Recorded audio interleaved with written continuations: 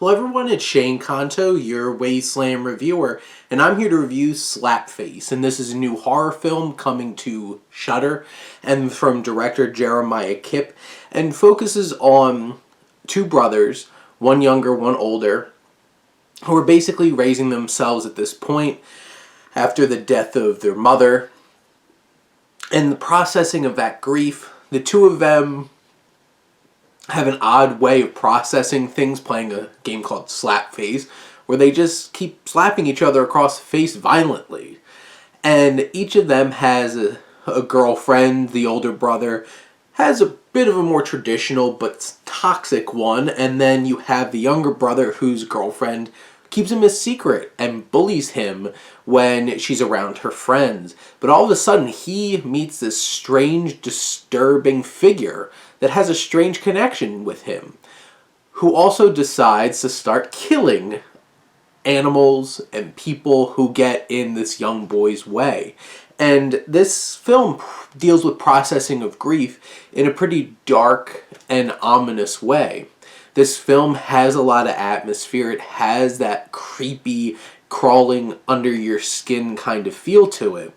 And Maturo, who plays our main character, Lukas, he does a really fine job of balancing his frustration. He lashes out. You feel that emotion. You have Mike Manning, who plays Tom, his older brother, who also deals with things in the not most healthy and pretty toxic of ways. And both of these young actors are able to channel those energies in a meaningful and poignant way on screen.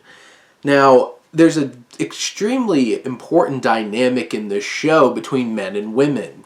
And you feel this masculinity that Tom shows and has a very traditional outlook, and that puts him at conflict with his significant other, Anna.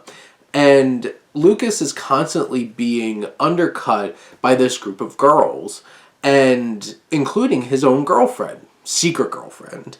And you have this interesting dynamic. There's a classism thing too, because like Lukas and Tom don't have a whole lot of money, but you have Lukas's secret girlfriend, Mariah, who is well off, and her friends are well off, and they look down upon him, even spit in his face at one point. But you have this really creepy and unnerving figure, and generally the scares in the film are a bit hit or miss, because a lot of the times, like, the setup seems good, but like there just isn't that scare moment when this being shows up. But there are a couple of moments that are really effective. One in particular is in the dark at a police station. That built up some really strong tension and suspense. Kipp shows some promise there, but at other times it just kind of falls a little flat. And there's definitely keeping you on your toes, processing, are things psychological or is this supernatural? What's really going on here? And it's all honing in on Lukas, leaving you with this foreboding and ominous and kind of hopeless ending that just leaves a certain feeling in you.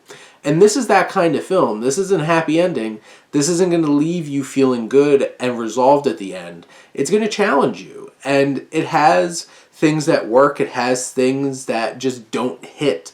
But in general, Kipp shows a lot of promise with this film, and I'd definitely be interested to see more from this director. And I think this is going to be a fine little streaming that you can do over on Shudder once this releases.